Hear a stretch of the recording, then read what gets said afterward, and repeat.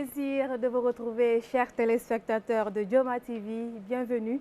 Vous êtes dans votre émission, le débat public vert. Cette émission qui met la lumière sur les problèmes sociaux, politiques, culturels, voire même environnementaux de la Guinée.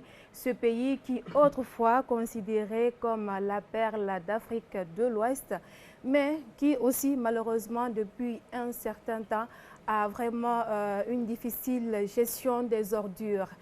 Quelle politique du gouvernement, quel cadre constitutionnel, quelle solution durable? Chers téléspectateurs de Dioma TV, nous parlons des déchets aujourd'hui. Alors, pour en parler, nous avons l'insigne honneur de recevoir Monsieur Alpha Bayo. Bonsoir, Monsieur Bayo. Oui, bonsoir à tous les téléspectateurs. D'accord. Je voulais dire coordinateur national, mais aujourd'hui, puisqu'il n'est pas là comme coordinateur national de la Maison des associations, nous lui recevons aujourd'hui comme un spécialiste. Aussi, nous avons l'insigne honneur de recevoir Monsieur Ibrahima Diallo, qui est enseignant-chercheur de profession. Et également, d'abord, bonjour Monsieur Diallo. Bonjour madame, bonjour chers téléspectateurs. C'est un honneur et un réel plaisir d'être avec vous. Qui a déjà l'habitude d'être avec nous, hein. C'est un habitué de la maison. Et aussi, nous avons M. Traoré Fodé Imouran. Je n'ai pas massacré votre nom. Non, non. D'accord. Soyez les bienvenus sur ce plateau. Bonsoir à tout le monde. Merci d'être là. Merci. Merci. Alors, chers téléspectateurs, vous le savez déjà que dans cette émission, nous consacrons cette première partie au débat et la deuxième partie sera consacrée à la phase questions et réponses. Alors, nous allons commencer, bien évidemment, avec M. Diallo, Ibrahim Diallo, qui est enseignant-chercheur de profession, qui va nous parler des politiques et programmes du gouvernement. Une fois encore, bonjour Monsieur Diallo, et nous sommes à vous. Bonjour chers téléspectateurs, bonjour chers amis. Comme je l'ai dit, c'est toujours un plaisir et c'est un honneur d'être devant vous et de parler de ces questions qui sont d'une importance cruciale pour le développement à la fois actuel et futur de notre cher pays, la République de Guinée. Il est important qu'on se dise, avant de parler des questions de politique et programmes liés à la question de la gestion des déchets, il est important qu'on commence par se dire ce que c'est qu'un déchet, pour ne pas directement rentrer dedans, qu'on puisse tenter de comprendre le phénomène.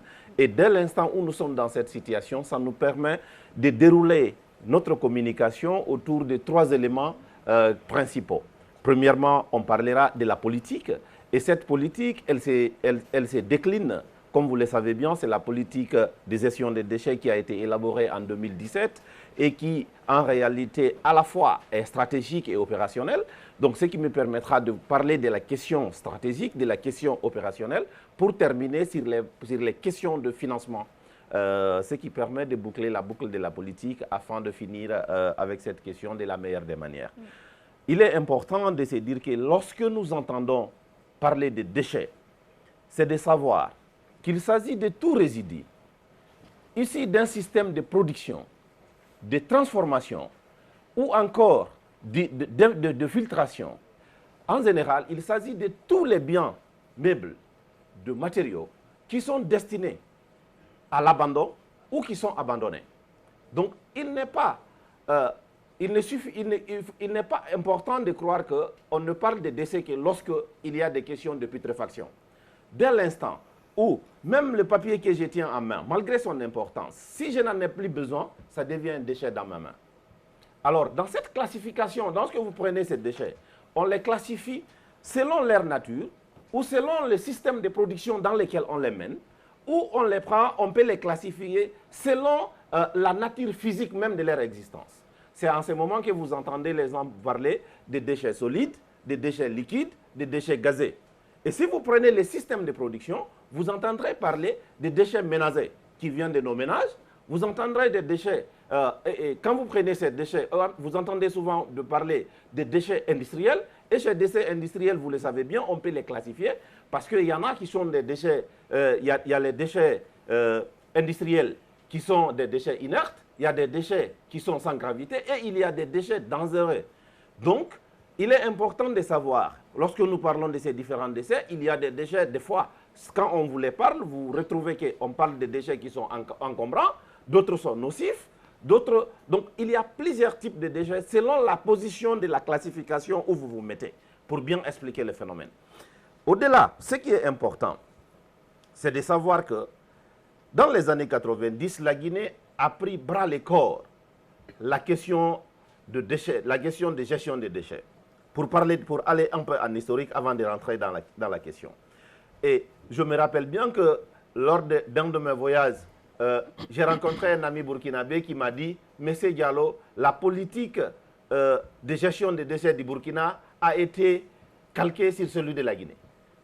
Et on est venu jusqu'en République de Guinée avec des experts pour prendre ce que vous faites. » Et je me suis amusé avant de venir ici de regarder et je vous dis que le système de gestion des déchets du Burkina est beaucoup plus performant aujourd'hui que celui de la Guinée. C'est comme si j'étais en train de vous dire que l'élève a dépassé le maître. Ouais. Et ça, c'est dans plusieurs domaines. Et il est important qu'on se dise que, vous vous rappellerez bien, comme le disait tout de suite la présidente, que la problématique de la gestion des déchets a toujours été une problématique très importante, mais ces dernières années, cela nous a amené vraiment à atteindre des proportions qui n'ont jamais été égalées et qui aujourd'hui constituent vraiment une problématique de politique publique qui est d'une importance extraordinaire dans notre pays. Nous voyons aujourd'hui le président de la transition chaque dernier samedi de dimanche avec une pelle dans la rue. Donc, c'est vous dire qu'aujourd'hui, ça devient une véritable casse-tête pour tous les gestionnaires de cet État. Alors, il est important de se dire que dans les années 96, ça a été un problème et c'est l'armée qui était sortie même pour nous aider.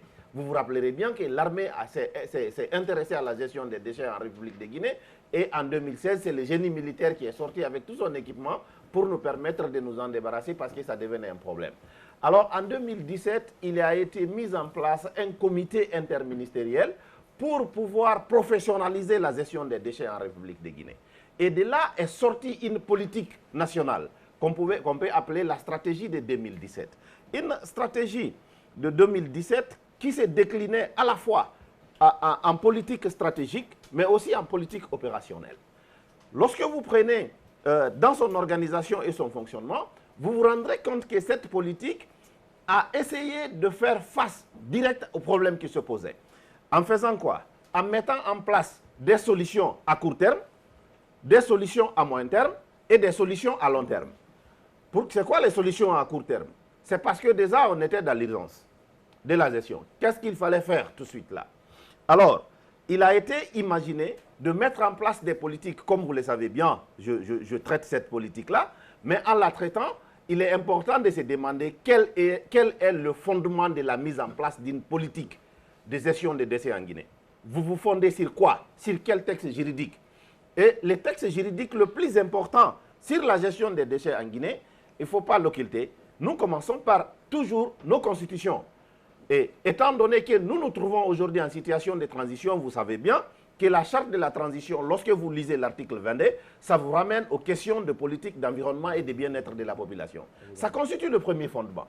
Au-delà, si vous prenez les autres constitutions, l'article 22 de la Constitution de 2020, l'article, je vais dire 27 de la Constitution de 2020, vous prenez l'article 16, l'article 19, vous prenez l'article 23, l'article 79, l'article 119 de la Constitution de 2010, vous vous retrouvez que des dispositions ont été prévues par nos différents constitutionnalistes afin de prévoir ces questions-là qui sont d'une importance capitale.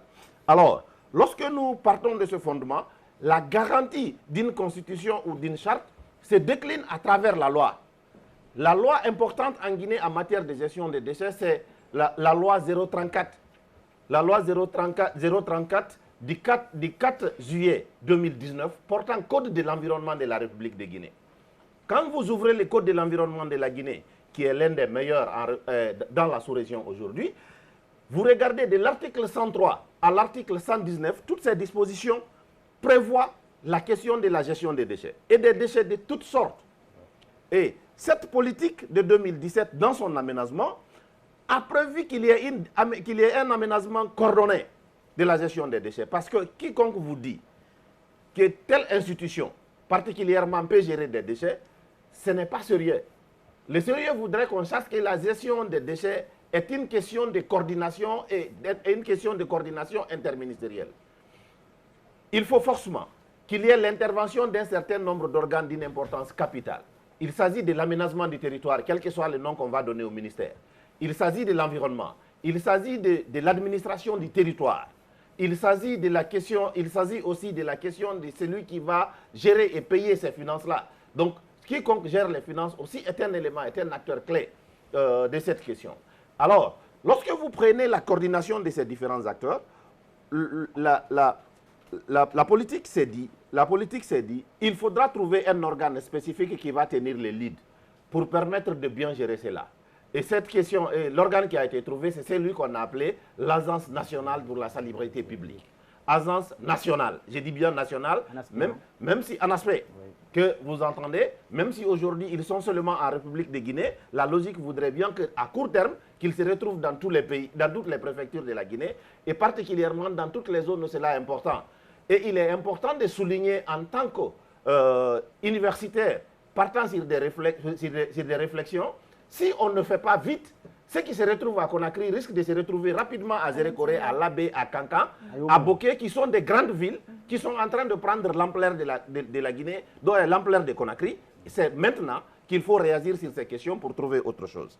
Au-delà, il est important de se dire qu'au-delà de cet aspect stratégique, il est important de dire que chaque fois que je me permets de lire l'article 105 du Code de l'environnement, qui dit que toutes les politiques de gestion des déchets devraient partir vers la réduction de la production de déchets et vers la gestion rationnelle de cette production, me ramène à rappeler que la Guinée est l'un des pays les plus grands producteurs de déchets de la sous-région. On est au-dessus de la moyenne. Lorsque vous regardez la moyenne de la sous-région, tous les Sénégalais, les Ivoiriens, vous regardez, sont autour de 0,4 kg de déchets par habitant par jour. La Guinée, 2020, la politique, lorsqu'on le disait, on a regardé, la Guinée 2017-2025, on est autour de 0,6. Oui. Ce qui veut dire qu'on est un peu au-dessus de la moyenne. Le seul pays qui nous dépasse de loin aujourd'hui en Afrique, c'est la Tunisie, qui est un peu autour de 1,8, 1,9. Donc, si vous regardez, il est important de savoir qu'est-ce qui fait qu'on n'arrive pas à réduire cette production de déchets. Alors, à tous les niveaux, il est important de se poser cette question et de trouver une solution par rapport à cette situation. Alors, au niveau stratégique, il est important de savoir que ces institutions-là, il y a une collaboration qui est proposée et qu'on doit prendre les mesures pour faire face à cette situation à un moment donné de façon très rapide. Mais au-delà, cela doit se baser sur une coordination qui est très importante. Cette coordination, elle doit se faire autour d'un certain nombre d'organes. Parce que la gestion des déchets est une question importante, mais qui est une chaîne. Si la coordination de la chaîne rate, il est important de savoir que ceux qui ont travaillé en amont n'auront aucun résultat. Qu'est-ce que la stratégie nous a permis de faire en termes stratégiques? On nous a dit qu'il faut à la fois réaménager les points de regroupement et les augmenter. Depuis 2017, aujourd'hui, nous avons à peu près 80 points de regroupement. Ces points de regroupement, entendez points de regroupement, c'est là où directement quand on fait les précollectes au niveau des ménages, on les envoie. À partir de là, c'est là qu'on fait les tris pour les permettre de faire les transferts vers les décharges. En termes de déchets, aujourd'hui, si je vous dis on a 80 points de regroupement, cela ne signifie pas que cela nous a permis à court terme de finir avec les dépôts sauvages. Vous savez bien qu'on a encore des dépôts sauvages. Et il y a cette question de civilisation qui entre dedans. C'est quoi? C'est que vous voyez même les poubelles qu'on a eu à poser au long des routes pour permettre aux passants de jeter des déchets dedans, les gens enlèvent les déchets qui se trouvent dans leur ménage pour venir déposer. Donc ça, c'est tout à fait une autre question qu'il faut que les spécialistes qui traitent institutions et solutions vont chercher à trouver. Moi, je vous parle juste de la stratégie. Alors, à ce niveau-là, lorsque vous avez amené au niveau des précollectes, vous avez mis là, il doit avoir une technique performante de tri. Il faudra trier, savoir effectivement qu'est-ce que nous gagnons dans les différentes matières. Est-ce qu'aujourd'hui, les centres de tri de la Guinée sont spécialisés pour la vente des ferrailles qu'ils peuvent trouver au niveau là? Est-ce qu'ils sont dans l'exportation de ces ferrailles? Et aujourd'hui, quand ils trouvent les matières organiques, qu'est-ce qu'ils font en termes de compost? Est-ce que cela est bien traité? Est-ce que le compost se passe de la meilleure des conditions? Est-ce qu'ils sont en contact avec des producteurs agricoles qui en achètent, qui sont abonnés? Donc ces questions-là, il faut les traiter de façon spécifique. Les résidus qui restent, parce qu'il y a toujours un résidu, je vais dire le refus, c'est des matières dont on n'a rien à foutre. On ne peut rien en faire, c'est ce qui doit se retrouver au niveau des décharges. On les transfère au niveau des décharges. Qui transfère? Comment les transferts se posent? Et quand on transfère au niveau de ces décharges, qu'est-ce qu'on en fait? Est-ce que les centres d'enfouissement sont aussi spécifiques, aussi bons pour pouvoir enfouir effectivement ce que nous en avons? Je ne parle pas de la valorisation parce que la valorisation, elle vient tout après. Alors, à ce niveau-là, qu'est-ce que nous avons aujourd'hui en termes de décharge? La décharge de la minière, c'est elle qui est encore opérationnelle. Quand je parle de la décharge de la minière, sachez bien que je parle des carrières. La décharge des carrières, parce que techniquement, son nom, vous entendez décharge de la minière, des fois vous demandez c'est où à la minière. C'est la décharge de la carrière. Alors cette décharge de la carrière, qui avait une capacité initiale de 25 hectares, aujourd'hui qui se tourne autour de 16 hectares parce que l'espace est déjà occupé par des personnes. Qu'est-ce qu'on fait pour cette occupation? Et déjà, les déchets là sont tellement entachés, tellement mal gérés que ces déchets sont arrivés à tuer des personnes en République de Guinée. Vous vous rappellerez bien de l'histoire. Bien sûr. Qu'est-ce qu'on en fait aujourd'hui?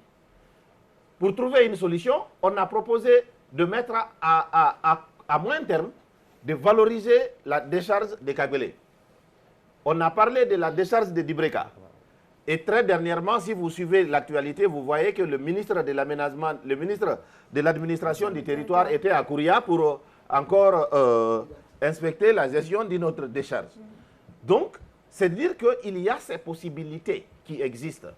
Mais ces possibilités étant, qu'est-ce que nous faisons pour les valoriser? Deuxième élément, c'est la valorisation. Tout le monde parle, les déchets, on peut les transformer en électricité. D'accord, on peut transformer en électricité, on peut transformer en tel. C'est possible. Il vous reste que 3 minutes. D'accord. Je voudrais juste dire que c'est tout à fait possible, mais il est important de savoir que lorsque quelqu'un vient pour une valorisation, il est privé. Il faut qu'on sache déjà les kilowattheures qu'il va vendre. Il va vendre à qui? C'est EDG qui est l'acheteur. EDG ne peut pas acheter un kilowattheure aujourd'hui à plus de 12 cents le kilowattheure. Et pour le faire, qu'est-ce qu'on a pour le permettre de le faire? Tout ce que nous venons de dire là doit être accompagné d'une question financière qui est importante, sur laquelle je vais terminer. Lorsqu'on a fait la politique de 2017, on avait besoin de 779 milliards 957 millions pour pouvoir réaliser à court terme pour gérer les déchets. En ce moment-là, qui est là pour donner cet argent? Et est-ce que celui qui donne l'argent aujourd'hui pour gérer la question d'urgence va continuer à payer? Parce qu'il est important de savoir qu'il a fallu que la BID et la Banque islamique de développement, qui a donné 101 milliards, et l'Union européenne, qui a donné les 300 milliards, qui a fait les 404 milliards que nous avions pour la gestion des déchets, alors qu'on avait besoin de 779 milliards. Au-delà, vous prenez aujourd'hui, dans cette étude, tout ce qui est les questions, tout ce qui est les ménages réunis de la Guinée sont autour de 20 milliards. Tout ce qu'ils financent par an, tout ce qui est récupéré dans toute cette question, c'est autour de 20 milliards. Ces 20 milliards-là, ça représente quoi dans la gestion lorsque vous savez que la gestion des déchets, ça va aller croissant? Est-ce que, à quel moment aujourd'hui, ceux qui sont dans cette précollecte, les ménages peuvent directement supporter, les producteurs de déchets peuvent supporter la gestion des déchets? Et à partir de là, quelle est la politique douanière mise en place à partir de la rentrée des produits qui sont souvent importés? Les questions de déchets, d'emballage et de toutes sortes, c'est des déchets qui sont importés. Qu'est-ce qui est mis en place à partir de la douane pour la gestion de tout cela?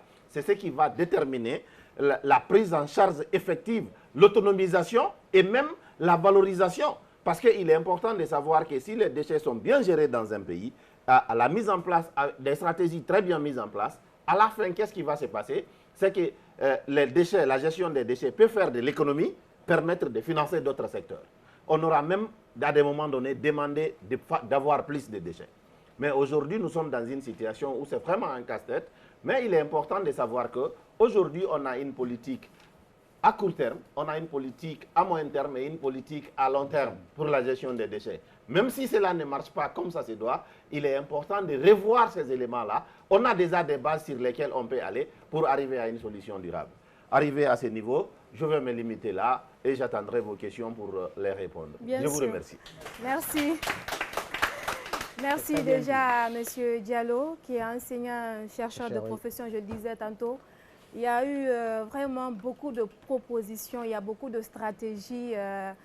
J'espère qu'à la sortie de ce débat, on aura, puisqu'il y a déjà un représentant de l'ANASP dans la salle, et cette émission est bien évidemment suivie par beaucoup de personnes.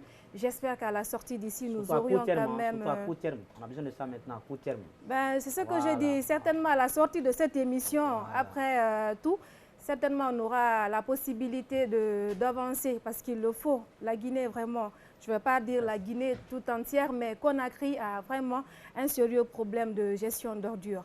Nous allons donc donner la parole à M. Traoré Imran, qui va nous parler du cadre constitutionnel de la gestion des ordures. Dans 20 minutes. Ok, merci et encore bonsoir à tout le monde. Comme elle l'a dit, je suis Traoré Fodé Imran. Je suis le directeur général de la Société Poubelle de Conakry et je suis le président de la Fédération patronale des acteurs de l'assainissement. Alors, je suis dans cette salle aujourd'hui pour discuter avec vous par rapport à l'aspect institutionnel de la gestion des déchets en Guinée. La question qui revient tout de suite, c'est quoi les déchets, comme il l'a si bien dit. Et moi, je dirais tout simplement que l'assainissement, le problème d'assainissement en Guinée, pendant très longtemps, a été un problème institutionnel.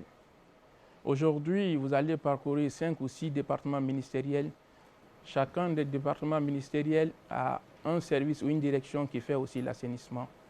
À un moment donné, il faut qu'on conjugue les efforts, il faut qu'on responsabilise quelqu'un qui va s'occuper essentiellement de l'assainissement. Et plus loin, quand vous parlez assainissement, les gens ne voient que la gestion des déchets solides.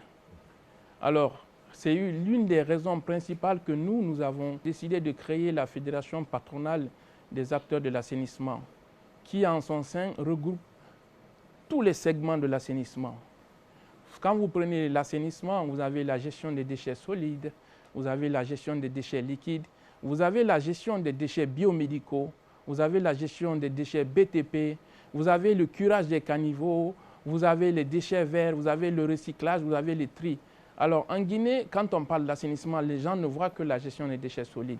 Et tous les fonds, tous les efforts qui sont fournis sont dirigés essentiellement à la gestion des déchets solides.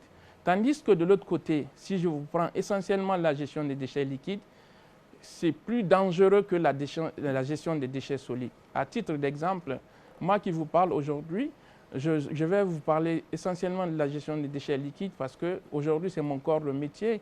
J'évolue dans le secteur de l'assainissement déchets liquides. À Kaloum, aujourd'hui, nous avons un réseau à Kaloum qui est long de 75 km avec 605 regards de visite. Tous les bâtiments aujourd'hui qui sont à Kaloum sont connectés à ce réseau. Pour dire simplement, c'est-à-dire dès qu'on utilise les toilettes à Kaloum, les eaux vont directement dans le réseau. Et nous sommes là à Poubelle de Conakry aujourd'hui qui est en partenariat avec la société Les Vidangeurs de Guinée qui a la responsabilité d'entretenir le réseau de goût de Kaloum. Notre responsabilité, c'est de faire en sorte que les eaux aillent directement à la station d'épuration pour subir un traitement avant d'être rejetées dans la nature. Pourquoi l'aspect institutionnel est important dans cette question? Parce que nous nous rendons compte que l'aspect gestion des déchets liquides n'est pas pris en compte essentiellement par les gouvernements, par les décideurs. Parce qu'aujourd'hui, nous avons beaucoup de camions vidangeurs qui sont à travers nos capitales, nos rues. Vous voyez ces camions en longueur de journée qui transportent les eaux usées, mais nous ne nous demandons pas où vont ces eaux usées. Et nous n'avons pas de stations de traitement des eaux usées. Alors la grande question qu'on doit se poser, qu'est-ce qui va se passer après? Ces gens-là, ce sont des gens qui cherchent de l'argent. Une fois qu'ils ont vidé les fosses septiques, leur préoccupation, c'est comment s'en débarrasser. Le premier point où ils ont la possibilité de s'en débarrasser, ils laissent là. Ça peut être en bordure de mer. Aujourd'hui, ils vont même à Kaloum, par endroit, ils déversent les eaux usées là-bas. C'est comme si nous sommes en train de créer des problèmes à nous-mêmes.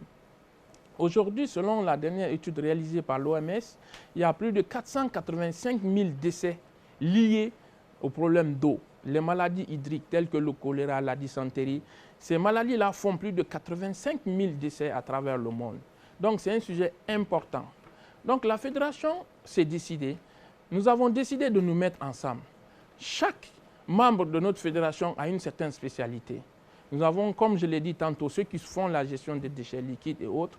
Vu que les gouvernants, les gens qui sont au sommet, les gens qui sont censés répercuter les décisions n'arrivent pas à prendre leurs responsabilités, nous nous sommes dit, mettons-nous ensemble. À leur place, on va faire des propositions concrètes. Par exemple, aujourd'hui, quand vous parlez, en revenant à la gestion des déchets solides, vous allez vous dire, qui dit gestion des déchets, on parle aussi de l'habitat. Les trois principales communes où c'est plus facile d'assainir, c'est seulement Kaloum, Dixine et Matam. Et moi, je suis offusqué de savoir qu'en 2022, on doit encore doter la Guinée des zones de tri des déchets. Normalement, il n'y a pas d'intermédiaire entre la collecte et la décharge. Dès qu'on prend les ordures au lieu de production, ça doit aller directement à la décharge. Je suis offusqué de savoir qu'on doit créer une zone. Peut-être que ça, c'est la particularité de la Guinée. Mais à mon sens, selon ce que je sais, avec ma petite expérience, nous avons aujourd'hui 64 camions bennes tasseuses. Nous avons été dotés de ces 64 camions par la BID avec le gouvernement guinéen. Ces camions-là peuvent faire la ronde dans les quartiers. Vu que les quartiers de Kaloum sont lotis, ainsi que Matam et Dixine, le camion peut facilement faire la ronde, ramasser les ordures porte à porte, pour que ces ordures-là se retrouvent directement à la décharge. Moi, je pense que ça va nous revenir moins cher et c'est facilement réalisable. En ce qui concerne la gestion des déchets solides, que je vais revenir là-dessus. Pourquoi? Parce qu'aujourd'hui, mon collègue parlait tout à l'heure de 404 milliards de francs guinéens, je crois, par an. Hein? Oui. Et je sais aussi que la société turque qui fait aujourd'hui le transfert des déchets vers le dépotoir de Conakry, c'est autour de 90 milliards de francs guinéens par an. Nous, les sociétés locales, nous qui nous occupons de l'entretien du réseau, aujourd'hui, nos besoins étaient à 5 milliards de francs guinéens par an et ça fait 8 ans que la subvention n'arrive pas. Vous imaginez un peu, c'est comme si l'autre secteur a abandonné au profit de l'autre, tandis que le résultat n'est pas là et cela a un impact direct sur la vie des populations. Alors nous, en tant que Fédération patronale de l'assainissement, nous nous sommes dit, à un moment donné, l'assainissement, comme on le dit en termes simples, les ordures, c'est de l'or. Il faut que les opérateurs de l'assainissement que nous sommes, que nous puissions faire des propositions concrètes aux décideurs et leur dire que c'est inimaginable, c'est inadmissible en 2022 que des étrangers viennent balayer notre maison pour nous. Et ces étrangers qui viennent balayer chez nous, ils ne le font pas gratuitement, ils le font moyennant quelque chose. Si nous autres, qui sommes opérateurs de l'assainissement aussi, si nous avons aussi le même accompagnement, je pense que non seulement on va rendre la ville propre, mais ils vont aussi créer des champions dans chaque secteur d'assainissement parce que le secteur de l'assainissement est un secteur qui est très porteur, qui peut créer beaucoup d'emplois et qui peut accroître les revenus. De l'autre côté, à côté au Sénégal ici, la gestion des déchets liquides au Sénégal, ces gens sont arrivés à un niveau où ces eaux usées qui viennent des toilettes sont aujourd'hui traitées, rejetées sans effet nocif, mais aussi avec des outputs. C'est-à-dire, on reçoit les eaux usées, on les traite, à la fin, on rejette sans effet nocif sur la vie des populations. Mais derrière ça, on utilise ces mêmes eaux aujourd'hui pour utiliser dans les véhicules. On peut l'utiliser, les bouts de vidange qui sont là, on peut les utiliser pour faire les dallettes. On peut les utiliser pour faire de l'engrais. Dans le cas particulier de la Guinée, les eaux usées produites dans nos maisons, quand ça arrive dans les stations de pompage, ça doit être pompé vers la station d'épuration. Une fois que ces eaux sont traitées, normalement, ça doit être rejeté dans la nature pour que ça n'ait pas d'impact négatif sur la vie des populations. Mais derrière ça, ces mêmes eaux-là, étant donné qu'en Guinée, il y a tout le temps des cas d'incendie et que malheureusement, nos camions sapeurs-pompiers n'arrivent pas à répondre rapidement à ces situations-là, on peut utiliser ces mêmes eaux-là pour éteindre les incendies. Mais derrière ça, on peut encore utiliser ces eaux après traitement pour arroser les plantes, parce que je vois qu'à travers Conakry, on est en train de faire les ronds-points. Mais après, on est en saison hivernale. En saison sèche, qu'est-ce qui va se passer? Il n'y a pas d'eau pour arroser ces plantes-là. Tout va mourir. C'est comme si on est en train d'injecter de l'argent, mais il n'y a pas d'accompagnement derrière. Donc nous, dans nos réflexions au sein de la fédération patronale, c'est de trouver tous les moyens, toutes les issues pour qu'ensemble, on puisse vraiment relever ce défi qui est aujourd'hui une action prioritaire, même pour le gouvernement. Nous voyons le président de la République qui s'y met dedans. Je vois beaucoup d'autres acteurs publics qui se mettent dedans. Mais à un moment donné, il faut que nous, qui sommes des acteurs, qu'on nous asseyons, qu'on nous valorise à travers notre métier. Parce que ça, c'est notre métier, c'est ce que nous savons faire. Donc, pour terminer, je veux encore vous remercier et vous dire que c'est possible. On peut rendre ce pays propre. Il faut juste que chacun joue correctement sa partition. Je vous remercie. Merci. Bien sûr, comme on le dit tantôt que seul, on va vite, mais ensemble, on va plus loin.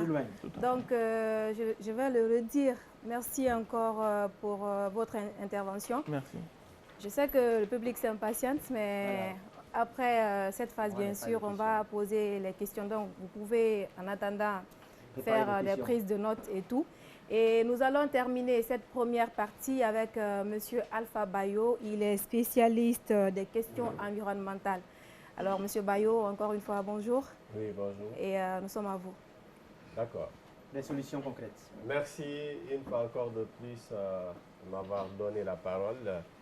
Je suis Bayo Alpha, coordinateur national de la Maison des associations et ONG de Guinée, juriste spécialiste des questions minières et environnementales. Comme il a été dit, doté ma tenue d'activiste, je l'accepte, bien que je n'aime pas ôter cette tenue et à tout moment, c'est très important. Alors, la question d'assainissement, et mes prédécesseurs l'ont déjà étalé, et ils ont parlé de la spécificité, en tout cas des déchets, les acteurs qui interviennent dans le domaine. Et quant à moi, je vous parlerai bien entendu des solutions. Mais avant d'arriver aux solutions, il est important de rappeler que cette question est à la fois institutionnelle, technique et financière. C'est-à-dire qu'il est difficile. Les trois questions sont interdépendantes. Les institutions, la question technique et la question financière. Même si les institutions sont là, même si les professionnels sont dans le métier, s'il n'y a pas les moyens nécessaires, on ne pourra pas aboutir à un résultat. Alors, c'est important de rappeler que la ville de Conakry a subi ce qu'on appelle une urbanisation rapide et anarchique, bien entendu. C'est ce qui cause aujourd'hui tous les problèmes que nous connaissons au niveau de l'assainissement. D'abord, en 1998, la ville de Conakry produisait 400 à 500 tonnes par jour. Mais c'est seulement, parmi les 400 et 500 tonnes qui étaient produites, c'est seulement 30%, n'est-ce pas, qui étaient collectés. C'est-à-dire, le reste, les 70%, se retrouvaient dans les bordures de mer, dans les rues. Alors, de nos jours, quelle est la production réelle de la ville de Conakry en termes de déchets? Donc, nous nous retrouvons à cheval entre 1200 et 1300 tonnes par jour. Donc, jusqu'à présent, les 30% sont collectés et déversés dans les décharges. Et la production annuelle de la Guinée, de la ville de Conakry, bien entendu, est de 500 000 à 600 000 tonnes. de déchets. Alors, et vous conviendrez avec moi que pour y arriver, il y a un processus, c'est-à-dire il y a la pré-collecte, il y a les points de regroupement, le transfert et la mise en décharge et bien entendu la valorisation. Mais nous allons aller concrètement vers les solutions durables. Et ils ont parlé de l'ANASP, l'Agence nationale pour l'assainissement et la salubrité publique. Aujourd'hui, qui est un organe. Donc, ce qui est plus important, les acteurs jouent un rôle dans l'assainissement dans notre pays.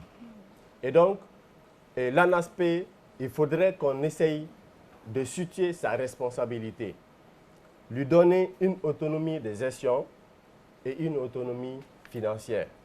Et tout récemment, vous avez vu avec moi que la ville de Conakry était vraiment sale.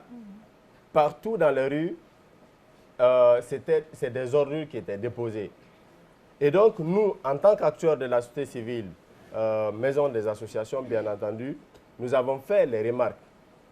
Et vous conviendrez avec moi que le jour de la fête, nous sommes allés nous arrêter au beau milieu des ordures pour prendre des photos et on a lancé le challenge pour dire bonne fête à tous les Guinéens et Guinéennes.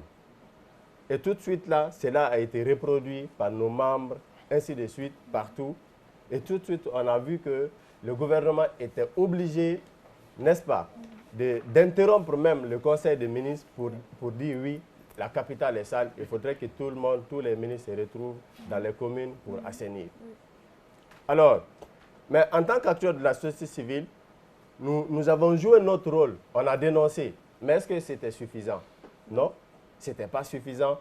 On était obligé de mener nos enquêtes et nous nous sommes rendus compte qu'à l'ANASP, n'est-ce pas, il n'y avait pas de directeur général depuis 6 à 7 mois. Oui.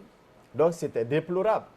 Et tout de suite, nous avons fait des recommandations et on a écrit au ministère de l'administration du territoire et de la décentralisation. On a fait un communiqué officiel dans les médias, sur nos différentes plateformes. Et tout de suite, nous avons vu que oui, la décision a été prise pour nommer un directeur général. Mais en termes de solutions également, et vous savez, la ville de Conakry, nous avons dit, a connu une urbanisation rapide et anarchique. Pour ceux qui étaient là pendant l'indépendance, la ville de Conakry ne dépassait pas, comment on appelle, l'aéroport. N'est-ce pas? Et la décharge de la minière qui a été installée répondait aux normes à l'époque. Mais aujourd'hui, vous pensez que, M. Diallo l'a rappelé tout à l'heure, c'était plus de combien d'hectares? 25 hectares. Mais de nos jours, c'est 16 hectares. Vous imaginez que les gens sont venus s'installer et construire. Et cette décharge aujourd'hui se trouve au beau milieu de la ville de Conakry. Et nulle part dans le monde vous ne trouverez cet état de fait. Et même récemment, il y avait des eaux usées qui étaient déversées et qui étaient rentrées dans les concessions des gens et qui provoquent des maladies pulmonaires graves. Et jusqu'à présent, jusqu'au moment où je vous parle, ça crée des dégâts dans les quartiers, notamment au niveau de Amdallah Pharmacie, où on avait dépêché une mission.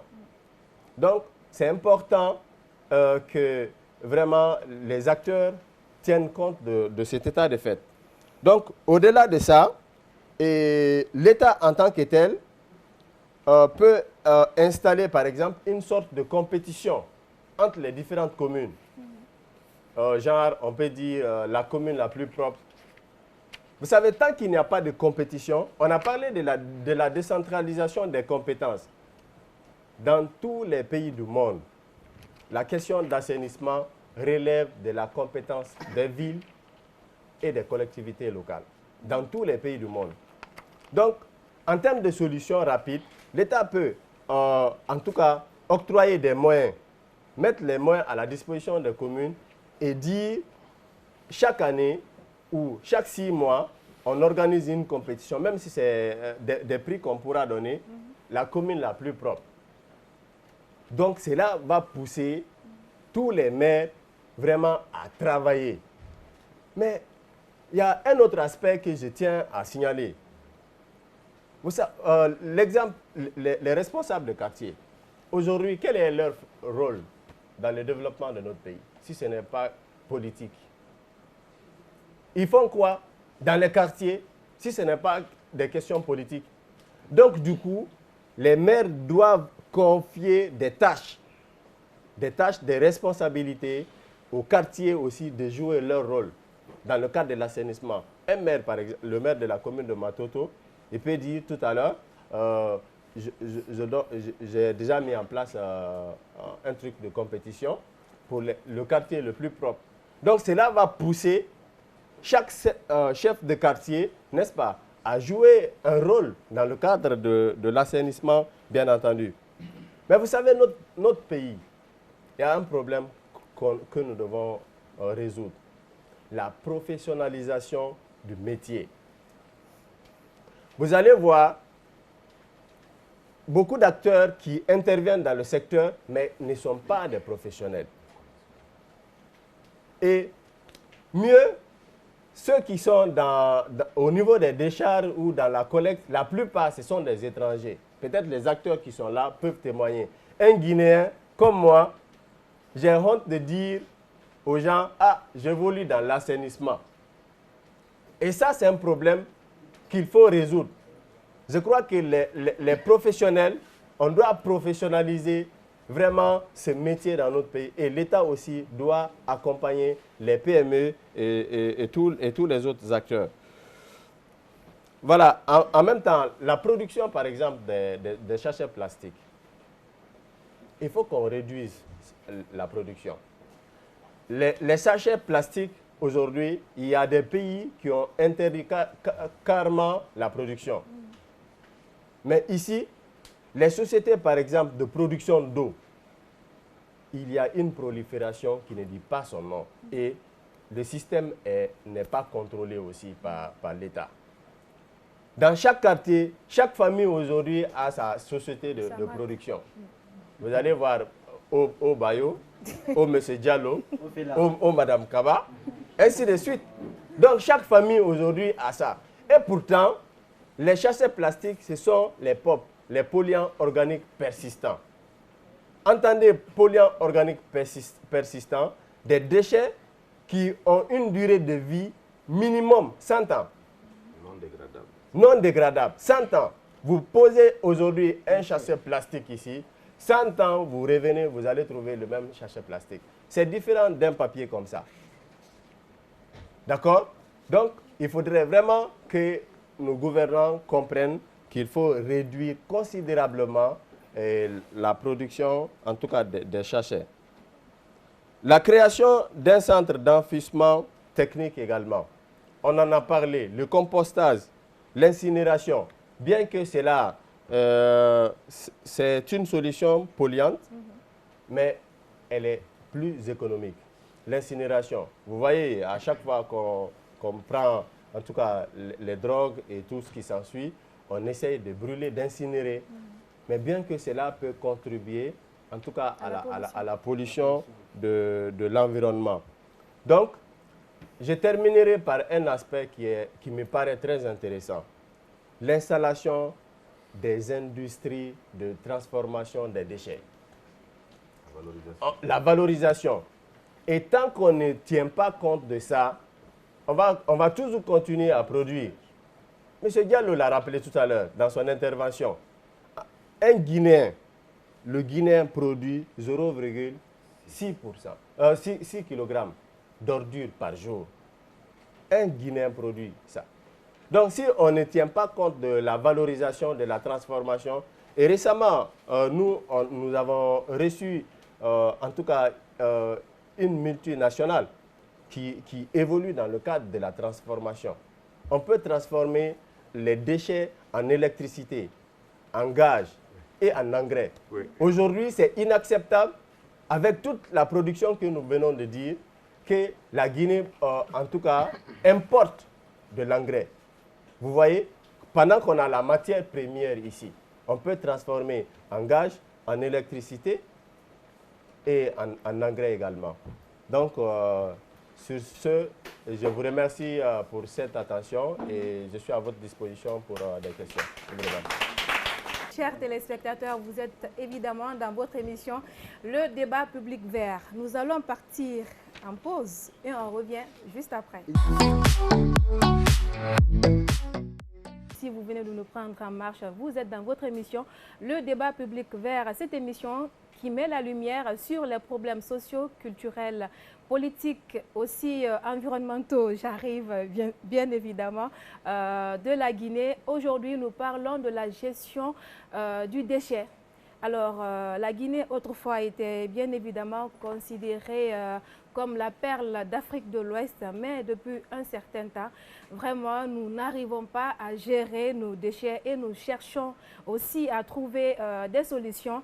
Nous avons eu des débatteurs, des personnes qui ont été vraiment, des personnes sûres qui ont été à la hauteur de ce débat. Aujourd'hui, nous allons permettre également à nos publics, aux personnes qui sont dans la salle, pour pouvoir aussi poser des questions, parce que cette émission, c'est cela. D'abord, on fait le débat. Il y a les débatteurs qui essayent de détailler un peu ou bien de parler un peu du sujet. Et après, dans la deuxième partie, nous essayons de donner la parole au public. Donc, nous allons commencer, Monsieur Bamba, nous allons commencer avec la deuxième phase de cette émission, qui est la phase des questions-réponses. Et vous allez nous aider, bien évidemment, avec le public. Évidemment. Et ça sera, je vais t'interrompre, s'il te plaît, ça sera une seule question, non seulement par personne. Et aussi, il ne faudrait pas trop commenter la question. Posez juste la question. Et après, on va donner la possibilité à nos invités de leur répondre. Oui, allez-y. Il n'y a pas de commentaire. Je pose la question. Voilà, premier intervenant, M.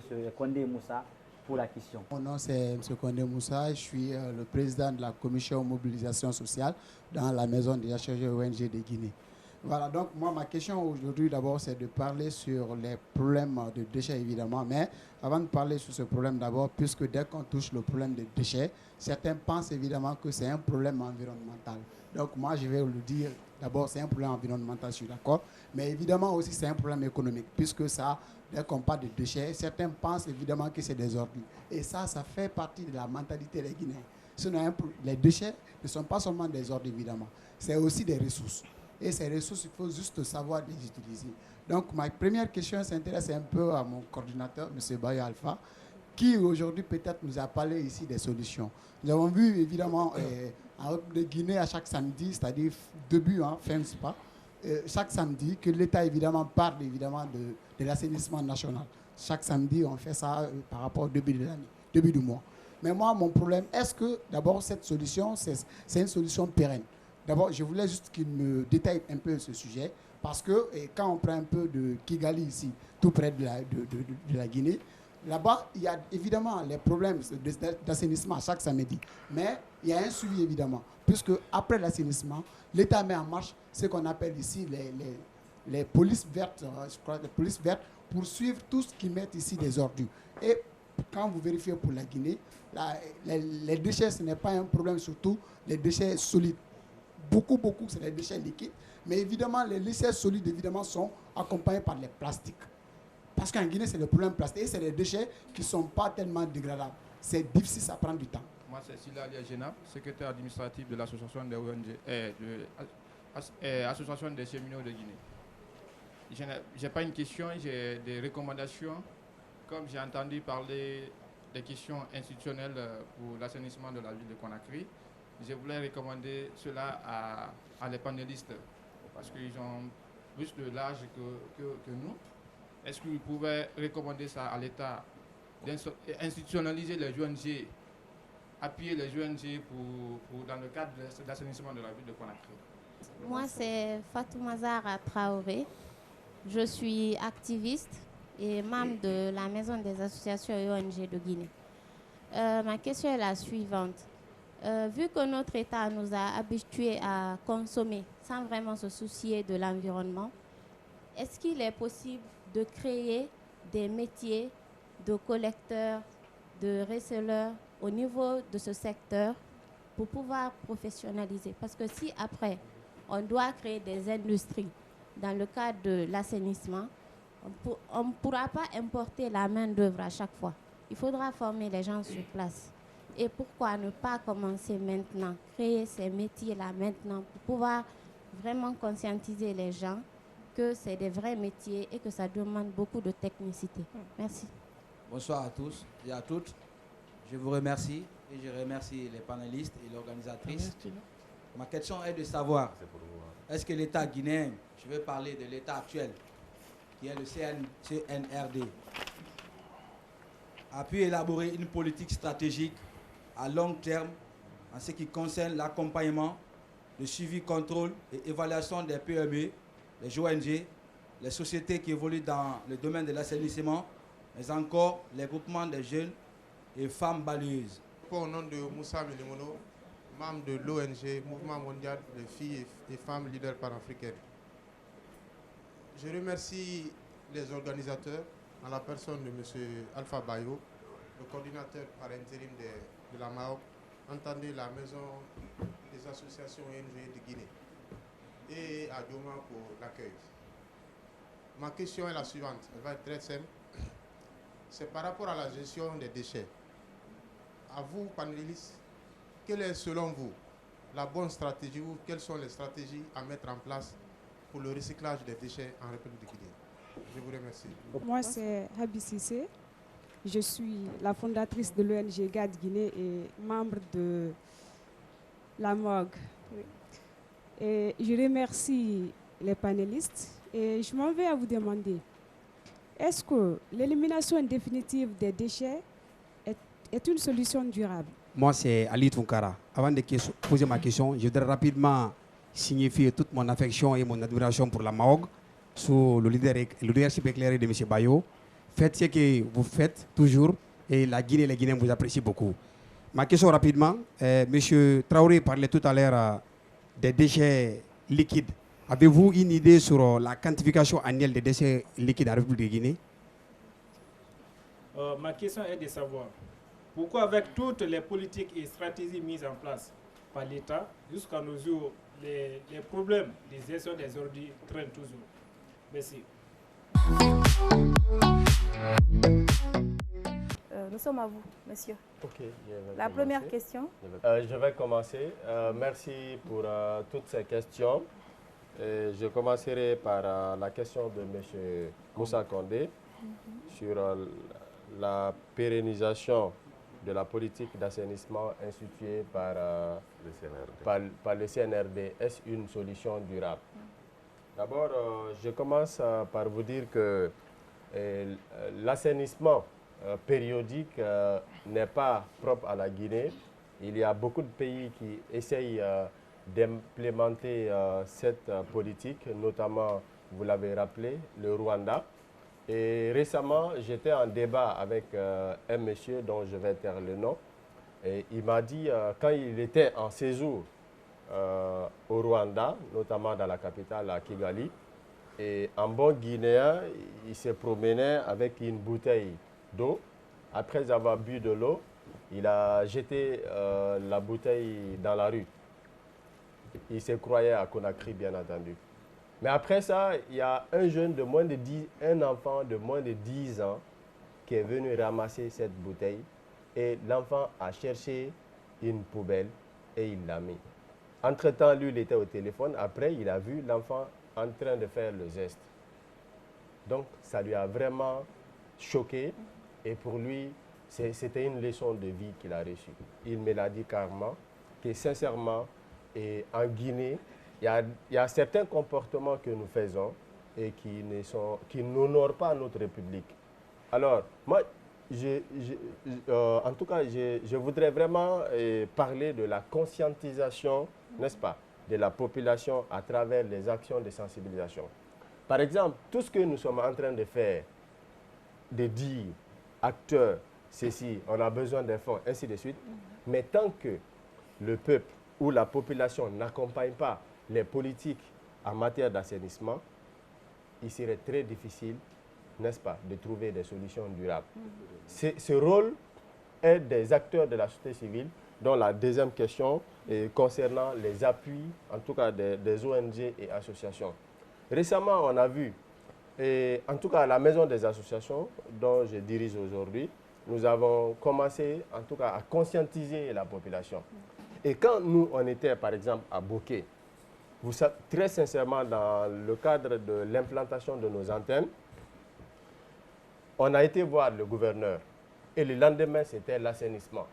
Le gouverneur nous a dit qu'il y a eu une rupture totale entre la population et les autorités. Il m'a dit que je serais surpris le lendemain, que parce que personne ne viendra. Quand on dit assainissement, c'est la population, c'est les corps habillés seuls et quelques administrateurs qui se retrouvent dans la rue pour l'assainissement. Mais après notre entretien, nous on a eu notre lancement dans la maison des jeunes où on a reçu des femmes et la salle était vraiment bourrée. Et j'ai profité de l'occasion pour sensibiliser les femmes, pour sensibiliser les jeunes à descendre demain dans la rue pour surprendre les autorités. Et je vous assure, le lendemain, nous avons vu des femmes qui n'ont jamais été dans la rue dans le cadre de l'assainissement. On a vu des jeunes et le gouverneur, il est venu, il dit vraiment merci. Merci pour votre implantation. Parce que les ONG doivent jouer un rôle important. Donc c'est pourquoi d'ailleurs, ces ONG méritent d'être soutenues et accompagnées dans leur action de conscientisation, de civisme, d'assainissement et d'accompagnement. Les représentants des différentes communes sont là, peuvent témoigner. Nous sommes passés dans toutes les communes. On a rappelé tout à l'heure nos slogans « Un citoyen, un balai ». Je suis citoyen, je dois m'abonner à une PME. Mais comment est-ce que, si les citoyens ne s'abonnent pas aux PME, comment est-ce qu'on pourra vraiment gérer en tout cas les ordures? Oui. Voilà. Donc oui, je vous remercie. Monsieur Diallo, à vous. Ok, merci. Je commencerai par la question portant sur la stratégie multi-acteurs, la gestion de la stratégie multi-acteurs. Est-ce que le CNRD a mis en place une stratégie? Je dirais que le CNRD a trouvé une stratégie. Je vous ai bien dit ici, la stratégie date de 2017, sur laquelle on a travaillé et elle était déjà en pleine implémentation et puis on est rentré dans les coups de force du 5 septembre. Et il est important aujourd'hui, cette stratégie, elle est bonne. Elle a été, j'ai dit qu'elle est bonne parce que moi, personnellement, j'ai participé à son élaboration. Ça a été fait, ça a fait l'objet d'un travail multi-institutionnel. Tous les ministères concernés, dirigés en ce moment par la primature, en la personne de M. Yassine Bari qui conduisait ce travail. J'étais là comme représentant de l'administration et contrôle des grands projets. Donc, on a travaillé sur une stratégie et elle est opérationnelle. Vous vous rappellerez bien qu'après 2017, jusqu'en 2019, là, la situation s'était un peu calmée parce qu'on était juste. Vous vous rappellerez que ça fait des résultats parce que vous voyez aujourd'hui qu'au moins les points de regroupement que vous voyez dans les quartiers, il y a des tris et puis il y a des équipements qui sont prévus pour le faire. Je vous disais tout de suite que la BID nous a acheté suffisamment de camions pour pouvoir faire des trucs. Tout ça, c'est dans l'implémentation de ces projets. Même si dans la mise en œuvre, il y a des problèmes. Le problème, c'est d'ailleurs un problème qui est lié à la gestion multi-acteurs. Lorsqu'on est dans une gestion multi-acteurs, chacun doit savoir son rôle dans le cadre de ce travail. Alors, dès l'instant où il y a un problème de chevauchement dans les rôles, et puis à un moment donné, il ne faut pas oublier que la gestion des déchets, comme le disait tout de suite mon frère, c'est une question d'argent. On est en train de parler là de près je vous disais, 404 milliards. Lorsque un tel fonds est en jeu, toi qui travailles, tu as entendu le nom de l'argent, tu te demandes qu'est-ce que je gagne dedans. Alors vous vous méfiez. Aujourd'hui, l'ANASPE, vous regardez la gestion entre l'ANASPE et les communes. Si c'est un membre de la commune qui vient parler, il tape sur l'ANASPE. Pour lui, l'ANASPE a de l'argent. L'ANASPE a contractualisé avec Albarak. Et Albarak se permet aujourd'hui de se faire suffisamment d'argent sur le dos de l'État, sur cette question-là. Pour l'ANASPE, les communes sont en train de faire des choses que l'ANASPE n'est pas au courant, en train de travailler sur des choses qui ne sont pas et ne les suivent pas. Au-delà, il y a les PME qui tapent sur tout le monde, parce que l'argent n'arrive pas. Au fait, on se demande, le gouvernorat, on l'a remis dans la chose. Qu'est-ce que les communes font aujourd'hui en termes de trucs? Donc, il y a toutes ces questions-là. En fait, c'est la gestion institutionnelle. C'est une question multi-acteurs. Alors, lorsque vous êtes dans le multi-acteurs, si les rôles ne sont pas suffisamment définis pour chacun, à un moment donné, chacun croira que c'est l'autre qui mange de l'argent. Ça me rappelle la question qu'on me dit souvent sur les salaires de l'enseignant. Pour sa femme, c'est ses parents qui mangent l'argent. Pour ses parents, c'est sa femme. Pour sa femme, c'est sa maîtresse. Finalement, en réalité, il n'y a pas d'argent dedans. Donc, ça se passe comme ça. Alors, dans cette situation, il est important de savoir qu'on a toujours un gap qu'on doit avoir. Et les institutions, il faudra que cette stratégie aujourd'hui soit revisitée. J'aime bien parler de révisitation des textes parce que c'est de regarder les textes qu'on a mis en place, cette stratégie. Qu'est-ce qui a marché, qu'est-ce qui n'a pas marché et qu'est-ce qui pourrait marcher? Aujourd'hui, vous prenez la question des salubrités, vous trouvez, est-ce que nos marchés sont propres? Est-ce que les communes trouvent les moyens de faire face à cette situation? Cela entraîne à la fois des questions environnementales, mais surtout des questions d'organisation et de fonctionnement au niveau de l'administration des territoires. Qu'est-ce qu'il faut faire? Donc ça, c'était pour répondre à votre question liée à cette question institutionnelle et multi-acteurs. Votre question qui portait, M. Moussaki Milimono, qui demandait, est-ce que c'est la question stratégique, je crois. La question de recyclage des déchets est une question très importante. Parce que lorsque vous parlez du recyclage, c'est de savoir quel type de déchets vous voulez recycler. Et à ce niveau, quel type d'institution vous voulez mettre en place? Est-ce que vous partez vers une économie circulaire? Parce que l'habit que tu portes là, au bout de 5 jours, tu n'en as plus besoin. Est-ce que tu jettes à la poubelle ou tu donnes à un autre qui va l'utiliser? Parce que pour un de tes parents, ça là, c'est nouveau. Alors que c'est ancien pour toi. Il en va de même. Est-ce que vous voulez faire circuler la chose pour que chacun puisse en utiliser à un moment donné? Ou bien, lorsque vous avez décidé de jeter, qu'est-ce que vous en faites? Maintenant, sur la question de valorisation, qui va toujours sur la question de recyclage, il y a l'incinération qui est possible pour donner de l'électricité. Aujourd'hui, presque, on n'en utilise pas au niveau mondial. On utilise la gazéification. Il y a la possibilité de faire la gazéification et à partir de la gazéification, Organic B nous avait amené un projet comme ça qui n'a pas abouti en Guinée en 2017.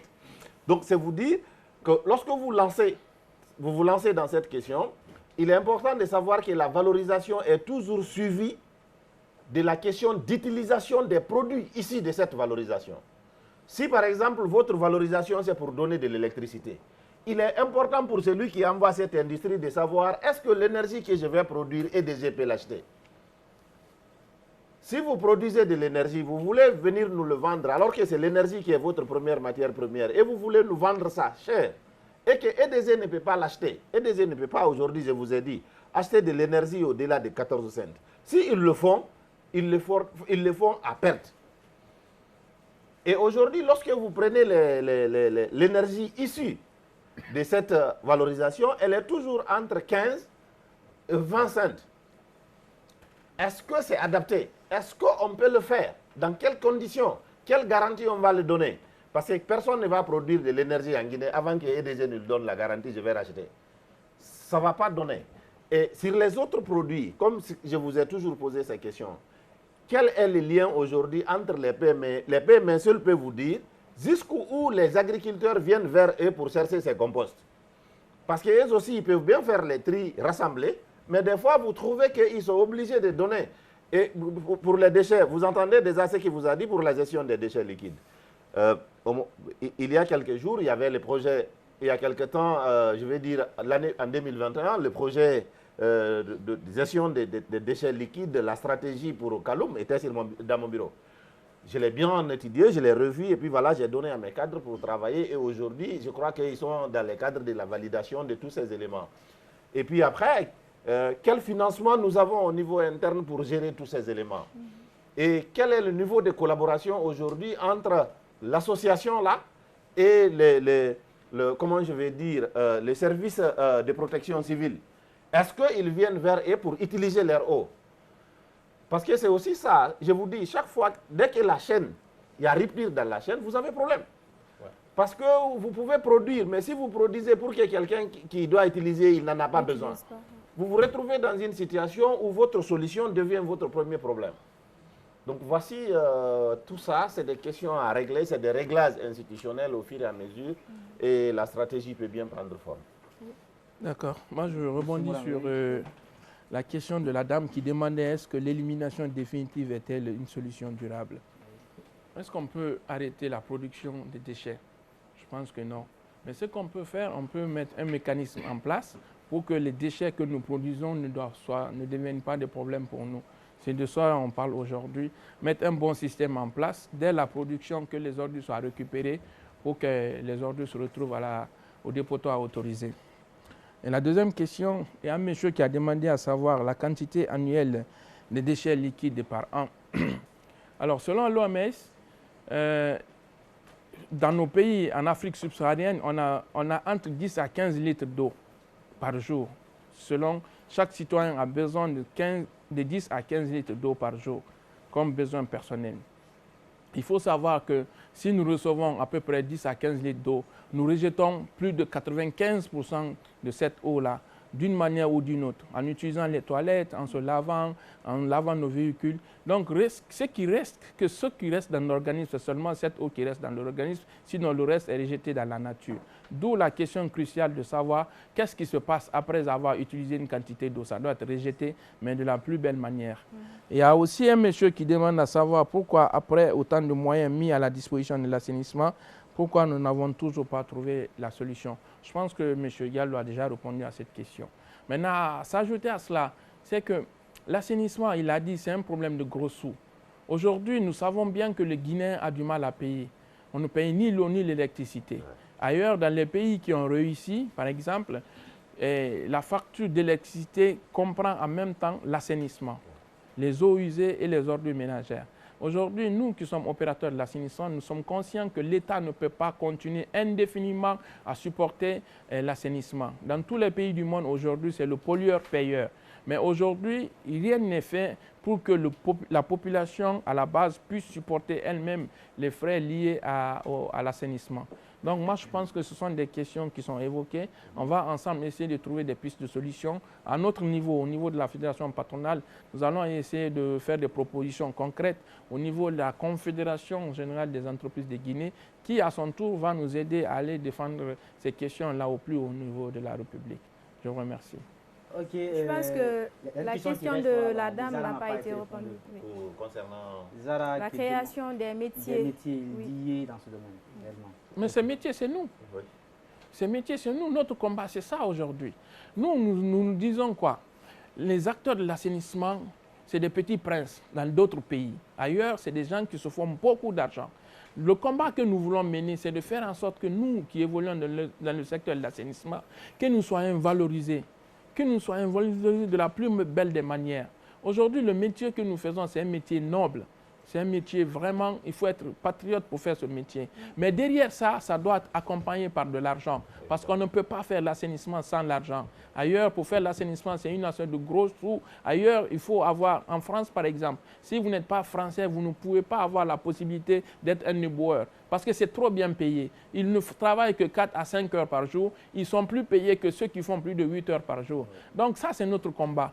Notre combat aussi, au sein de la fédération patronale, c'est de faire en sorte que les acteurs de l'assainissement, eux-mêmes, soient en mesure d'absorber les marchés qui pourraient venir en Guinée, les marchés liés à l'assainissement. Mais pour le faire, il faut que les opérateurs de l'assainissement que nous sommes, que nous soyons en règle vis-à-vis de la caisse sociale, des impôts, que nous soyons en mesure de présenter des documents financiers, que nous soyons en mesure de porter des projets mais de grande envergure, que ces entreprises locales puissent un jour devenir des champions dans le domaine de l'assainissement. Parce qu'il y a beaucoup d'argent en fait en jeu. Aujourd'hui, en novembre 2022, c'est la COP 27. Ça se tient en Égypte. Le combat de l'Afrique aujourd'hui, c'est comment faire face à cette situation liée à l'assainissement. Donc c'est un gros truc et je suis convaincu que si les efforts sont conjugués, dans les années à venir, nous allons avoir des champions dans le secteur de l'assainissement. D'accord. Mais vous êtes à jour par rapport à tout ce que vous venez d'énumérer? Vous avez la caisse oui, vous savez, c'est une fédération qui regorge en son sein beaucoup d'entreprises. Aujourd'hui, il y a des entreprises locomotives. Parmi ces entreprises, il y a moi, il y a LVG, il y a Urki, il y a beaucoup d'autres entreprises qui sont à jour. Mais le combat, c'est que les autres aussi qui ne sont pas à jour faire en sorte qu'ils soient à jour, parce qu'à un moment donné, on ne peut pas participer aux appels d'offres si on n'est pas à jour. Et nous sommes dans l'optique de créer des GIE. Si nous nous rendons compte que, par exemple, une seule entreprise ne peut pas faire face à un marché donné, nous nous mettons ensemble pour faire face, pour que, en tout cas, l'intérêt soit un intérêt local. Mais derrière ça, en parlant toujours de la fédération, aujourd'hui, nous sommes dans une optique de faire des propositions concrètes. Il a parlé tout à l'heure de la décharge, qui à l'origine était de 25 hectares, aujourd'hui il est à 16 hectares. Mais ces 16 hectares-là, est-ce que ce n'est pas que les déchets? Aujourd'hui, il y a Kouria qui a un projet. L'AFD a mis beaucoup d'argent sur la table pour que Kouria soit opérationnel. Mais la grande question qu'on se pose, qu'est-ce qu'on va faire de ces déchets qui sont déjà ici à la minière? Là-dessus, nous, les membres de notre fédération, on a déjà réfléchi à une stratégie. Nous avons déjà un projet qui dit que avec les rails qui passent pas très loin de la décharge, nous sommes aujourd'hui en mesure de confectionner des bacs à ordures de grande envergure et mettre une locomotive en place pour, au lieu de mettre 10 ans pour enlever le tas d'ordures qui est là, nous, si nous avons la possibilité d'avoir ce marché, nous pouvons le faire en une année. Et ce sera vraiment une réussite locale pour les Guinéens. Et c'est ça notre combat en fait. D'accord. En tout cas, merci à vous. Merci. Je pense qu'on va donner la parole à nos invités. Oui. Il y a M. Traoré qui est de l'ANASP déjà, s'il a des amendements. Question des déchets en République de Guinée. Quelle solution durable? Un seul mot que je prends dedans, la durabilité. C'est un concept environnemental qui a été, dont pour la première fois on a parlé, c'était en 1987. Ça veut dire quoi? La durabilité. La durabilité, c'est d'agir pour les générations présentes, mais aussi pour les générations futures. C'est-à-dire, tout ce que nous faisons aujourd'hui sur cette planète Terre, nous devons penser qu'il y a des gens qui vont venir après nous, qui auront besoin d'utiliser cette planète. Donc, si nous n'agissons pas de façon responsable, cette génération future aura de sérieux problèmes. D'où le concept de développement durable. C'est extrêmement intéressant. À la lumière de tout ce que nous avons entendu ici, je salue au nom de la Direction générale de l'ANASP l'initiative, l'implication des associations dans l'assainissement. Le défi principal qui se pose aujourd'hui, c'est la mobilisation citoyenne. Et si déjà il y a des associations qui se positionnent pour apporter leur contribution au niveau de la population, je crois que c'est un accompagnement noble des autorités. Mais il faut saisir certaines opportunités. Je disais la fois dernière, quand vous prenez la vision des autorités de la transition, la refondation de l'État, c'est un mot très important. Il y a des axes dans ce programme, dans cette vision, où on parle de la rectification institutionnelle. La rectification institutionnelle est un axe sur lequel nous devons intervenir pour résoudre les problèmes que nous avons afin de gagner le combat. Qu'est-ce que l'ANASP fait aujourd'hui dans ce cadre? Comme vous pouvez le constater, c'est vrai, j'ai entendu beaucoup de chiffres. Comme vous pouvez le constater, il y a à peu près 2 ans, le taux de collecte est passé de 30 à plus de 50% dans la ville de Conakry. Donc, l'objectif des autorités de l'agence, c'est quoi? C'est d'améliorer ce taux de collecte à travers la pénétration des PME au niveau des producteurs de déchets. Comment cela va se faire? Il y a des textes qui ont été élaborés dans ce cadre. Il y a un arrêté conjoint qui accompagne le processus de décentralisation. Cet arrêté conjoint est un acte d'application du Code des collectivités locales qui transfère la compétence d'assainissement aux collectivités locales. Je crois que les conseillers sont là, ils peuvent en témoigner. C'est vrai que sur le terrain, parfois, il y a des petites incompréhensions, mais on arrive toujours à résoudre la question. Tous les financements là qui ont été mobilisés pour la construction des RTT, l'ANASP coordonne. Mais après la construction d'une ZTT, l'ANASP met automatiquement à la disposition des collectivités locales. Je crois que M. C le peut témoigner. Dans la commune de Ratoma aujourd'hui, vous pouvez le constater, il y a des ZTT qui sont opérationnels. À Dixine, à Matam et aussi à Matoto. L'objectif de ces ZTT, c'est quoi? Excusez-moi, hein, le débat est tellement important qu'on a tellement de choses à dire, mais ces ZTT, c'est aussi pour créer de l'emploi en Guinée. Parce que les groupements d'intérêt économique qui sont recrutés et qui travaillent dans ces ZTT procèdent au tri. Et les matières valorisables qui sont trouvées sont de véritables sources de revenus pour ces groupements d'intérêt économique.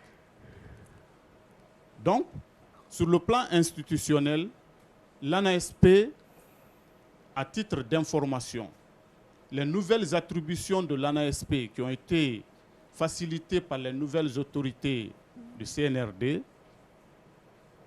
a compilé, c'est-à-dire a résolu en quelque sorte un problème qui a toujours existé. Aujourd'hui, chez nous, il n'y a pas de différence entre gestion des déchets solides et gestion des déchets liquides. Ça fait partie maintenant de l'attribution de l'ANASP. Nous gérons les deux à la fois. Donc, les nouvelles attributions, l'ANASP, sa mission principale, c'est d'accompagner les collectivités locales, les acteurs sectoriels, à la mise en œuvre de la politique de gouvernement en matière d'assainissement. Parce que quand on parle d'assainissement, la première attribution, c'était la mise en œuvre de la politique du gouvernement en matière de gestion des déchets solides. Aujourd'hui, c'est en matière d'assainissement. Donc, je comprends très bien et je mesure l'importance des rencontres de ce genre. Au nom de la direction, je voudrais encore vous demander de multiplier ça, surtout faire en sorte que ces genres de débats puissent aller jusqu'à la base, même dans les langues nationales, pour pouvoir faire comprendre à la population que le secteur de l'assainissement est un travail de tous. Mais le gouvernement emploie beaucoup de moyens aujourd'hui pour faire ces activités-là. Quelqu'un l'a rappelé tout de suite. Si les citoyens ne sont pas abonnés, qui paye à leur place? C'est l'État. Et tant que quelqu'un n'est pas prêt à être propre, un autre ne peut pas le rendre propre. Et ça, c'est une réalité. Il faut que tout le monde adhère au processus pour qu'enfin, tout le monde puisse être impliqué pour réduire la charge que l'État paye aujourd'hui dans ce secteur-là. Pour encore plus loin, c'est-à-dire en perspective, la question de la décharge. C'est une véritable problématique, mais ça fait l'objet d'une étude. Et l'étude avait prouvé que la décharge de Conakry peut encore tenir pour 2 ou 3 ans, à condition qu'il y ait des opérateurs professionnels capables de gérer la décharge. C'est dans ce cadre-là que Piscini, une société italienne, travaille à la décharge. Les 800 à 900 tonnes de déchets qui rentrent tous les jours à la décharge, il faut des opérations d'envergure pour non seulement étaler ces déchets, afin de permettre à d'autres quantités futures de rentrer. Qu'est-ce que je voudrais dire à toutes les PME Je sais que madame... Bien sûr. Voilà. Qu'est-ce que je voudrais dire à toutes les PME qui souhaitent être aujourd'hui des grandes PME, des grandes sociétés de demain capables à elles seules de prendre l'assainissement de Conakry ou des autres grandes villes. Premièrement, c'est de voir comment ils peuvent aussi se positionner dans les grandes villes de l'intérieur. Parce que toutes les demandes que nous recevons, c'est Conakry. Conakry. Tout le monde veut intervenir à Conakry. Et quel est aujourd'hui l'objectif des nouvelles autorités de la direction de l'ANASP? Au terme des contrats des opérateurs, il faut positionner des Guinéens. J'ai dit la fois dernière à mon frère Traoré que le positionnement là ne peut être possible que quand les gens se donnent les mains afin de présenter quelque chose, une entreprise capable de faire ce que les autres font. C'est extrêmement important et pour ce faire, on doit se remettre en cause. Il a dit quelque chose tout de suite. L'affaire d'assainissement au niveau privé, ce n'est pas seulement celui qui a une brouette. Ce n'est pas seulement celui qui a un tricycle. Et on ne peut pas se lever du jour au lendemain pour dire que je suis une PME. J'ai très salué leur arrivée ou bien leur présence dans ce secteur-là parce que ceux qui ont des moyens qui peuvent faire quelque chose dans le cadre de l'accompagnement de l'État pour que, ce que vous avez dit, qu'on récupère notre ancien statut, la Guinée ou bien Conakry, perle de l'Afrique. Oui. C'est possible, hein? Oui. Mais cela ne peut être possible que quand tous les citoyens s'impliquent. Oui. Et pour que tous les citoyens s'impliquent, il faut que les associations, les ONG jouent leur rôle dans la partition. La stratégie en a défini. L'État, à travers l'ANASP, est un service de régulation. Les communes, c'est-à-dire, ils gèrent, mais de façon déléguée. Ils doivent déléguer le service afin que le secteur privé puisse intervenir. C'est le premier principe même de la stratégie de professionnalisation de la gestion des déchets. Le principe de la délégation de la gestion de l'opérationnel. Après ce principe, il y a le principe de renforcement de capacité des acteurs institutionnels. Je crois que l'ENABEL fait beaucoup aujourd'hui pour certaines PME, pour certaines associations également. Donc, c'est un accompagnement de l'État parce que c'est l'État qui a bénéficié de cette assistance de l'Union européenne dans le cadre du renforcement de capacités. ENABEL doit renforcer les capacités des PME, des ONG et tous les acteurs qui interviennent. J'ai beaucoup de choses à dire, mais encore une fois, au nom de la direction, je vous remercie d'avoir organisé des activités de Zozar et je vous demande vraiment de multiplier ça à la base. Je vous remercie. Merci déjà, M. Traoré. Vous voulez intervenir? Mais avant votre intervention, s'il vous plaît, M. Traoré, j'aimerais vous rappeler que déjà, la Maison des associations, on est à plus de 1200 associations ONG et nous sommes à la disposition de l'État. Tant que le projet est pour le développement du pays, tant que le projet, vraiment, en résumé, c'est ça, tant que c'est pour le développement du pays, nous sommes vraiment prêts et prêtes, parce qu'il y a des femmes, il y a des hommes, nous sommes prêts à vous accompagner. Vous pouvez compter sur nous et nous avons assaini les 5 communes de Conakry. C'est nous qui avons commencé déjà. Donc il y a des ONG, il y a des jeunes, il y a des dames qui sont vraiment prêts à accompagner l'État. Mais si l'État aussi ne vient pas, nous, ce qu'on peut, c'est d'avoir des initiatives, comme ce que nous faisons là. Nous avons des initiatives, nous avons commencé, nous avons entamé les activités, nous avons assaini. Mais après, si l'État aussi ne vient pas, ça va être compliqué. En tout cas, nous essayons de faire notre part. Nous apportons l'édifice quand même à faire valoriser la Guinée.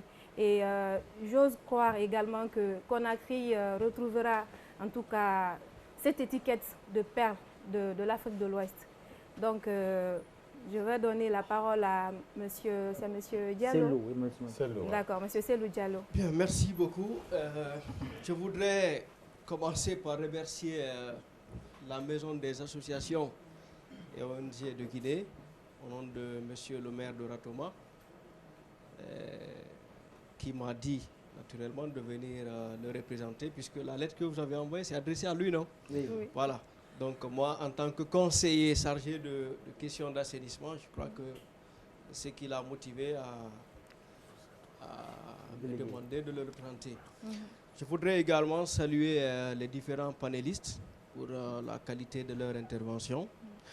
Mais moi, je voudrais, avant d'aller plus loin, je voudrais juste qu'on me permette de poser juste une question, histoire de satisfaire un peu ma curiosité. Je vais juste poser une question. Je voudrais qu'on me réponde ou qu'on réponde sincèrement. Nous sommes là, nous parlons d'assainissement, nous parlons de gestion de déchets. Mais tous, autant que nous sommes, nous produisons des déchets. Parce que même là où nous sommes là, moi j'ai bu, j'ai déjà produit mon déchet. Alors, quels sont ceux parmi nous, excepté ceux qui viennent de Kaloumé, ceux parmi nous qui sommes abonnés à une PME de pré-collecte? Si vous n'êtes pas abonné, ne levez pas la main.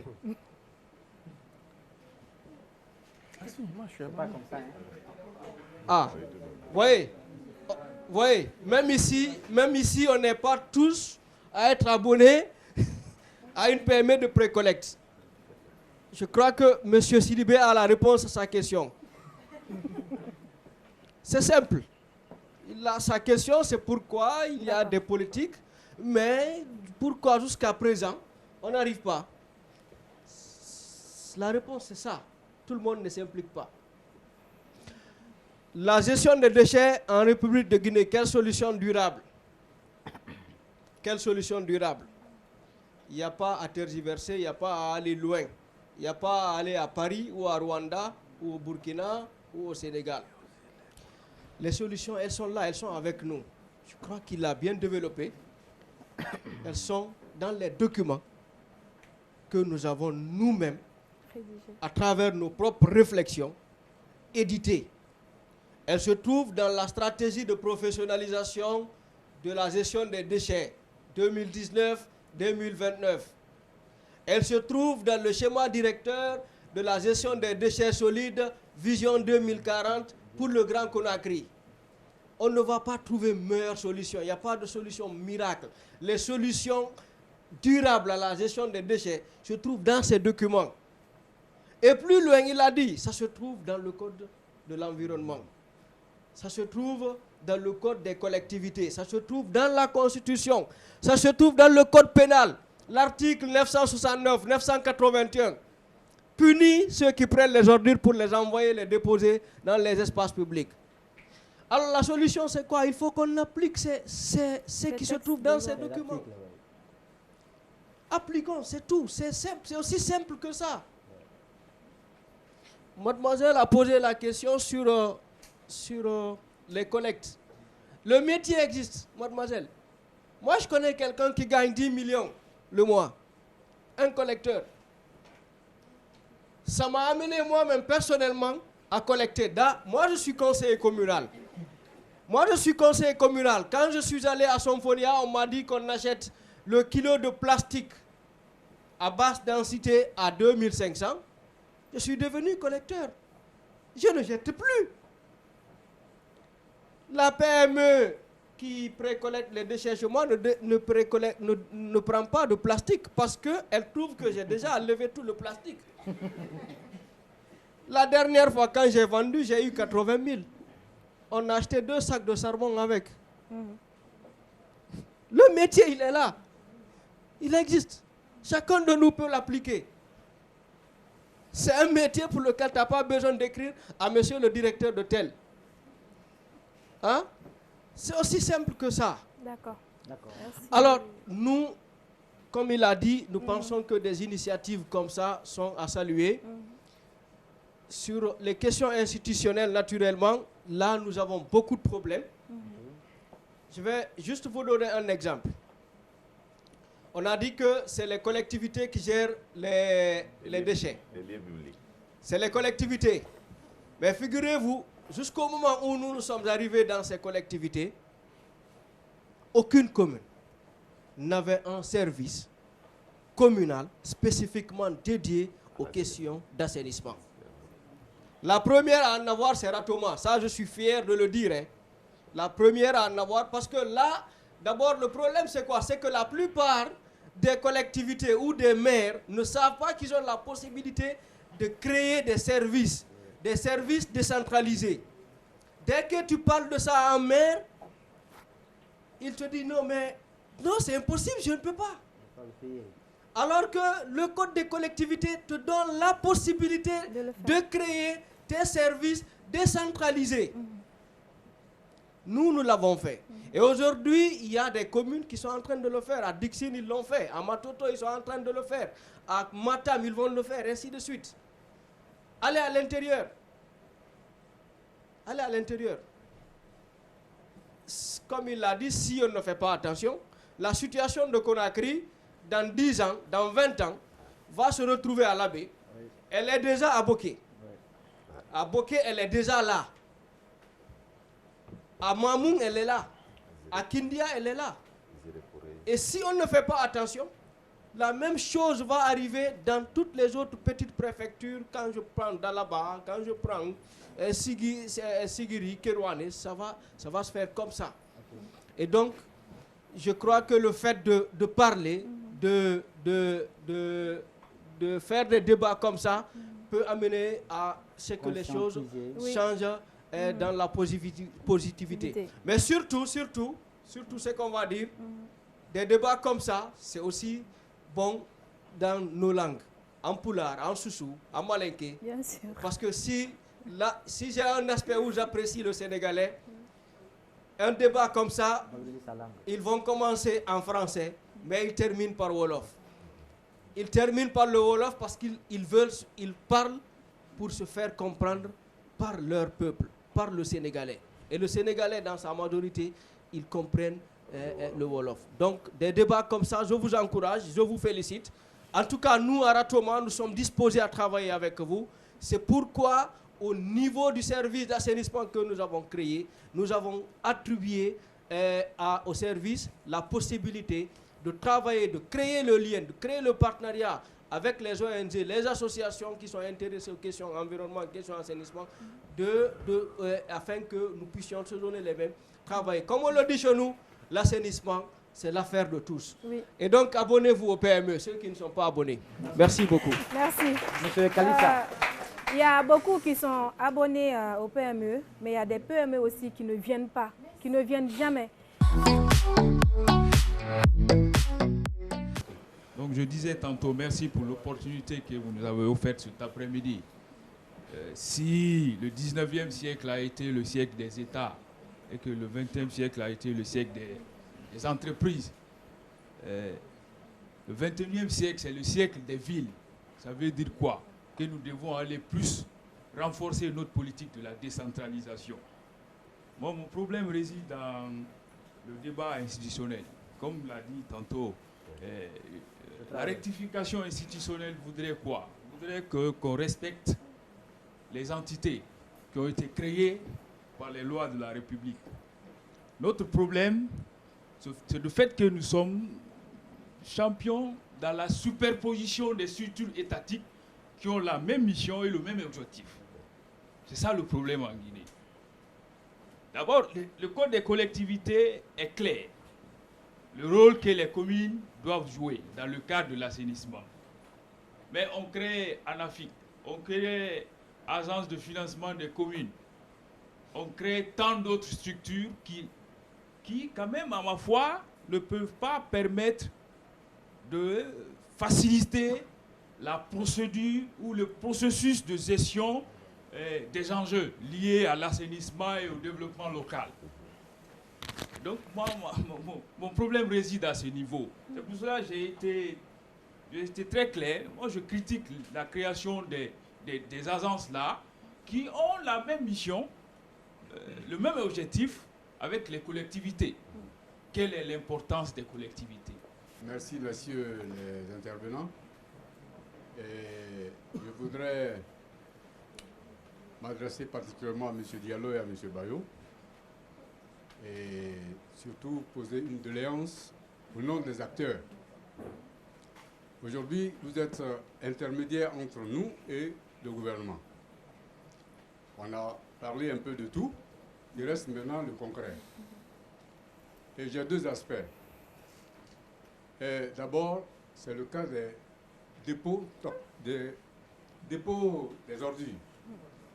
Je voudrais que dans un laps de temps, cela soit résolu pour que le dépôt principal soit fermé. Donc, qu'on trouve d'autres dépôts en dehors des ravines. Ça, c'est un. De deux, je voudrais demander une doléance afin que vous soyez nos acteurs principaux auprès du gouvernement. Et avec l'intervention de M. Traoré, qui vous a dit formellement que nous sommes prêts à relever le défi. Et ce défi, nous sommes prêts effectivement à relever. Mais nous comptons sur vous pour que l'État puisse nous doter des moyens à bord, financiers, matériels, tout, pour que nous puissions relever ce défi. C'est très important. Je vous remercie. Chers téléspectateurs, nous sommes malheureusement ou heureusement à la fin de cette émission. Aujourd'hui, nous avons parlé de la gestion des déchets. C'est vraiment un problème et nous allons y revenir. Pourquoi pas? Parce que c'est un problème et le problème est visible. Et tant qu'on n'a pas de solution, nous allons continuer à en débattre, nous allons faire des panels, des conférences, pourquoi pas.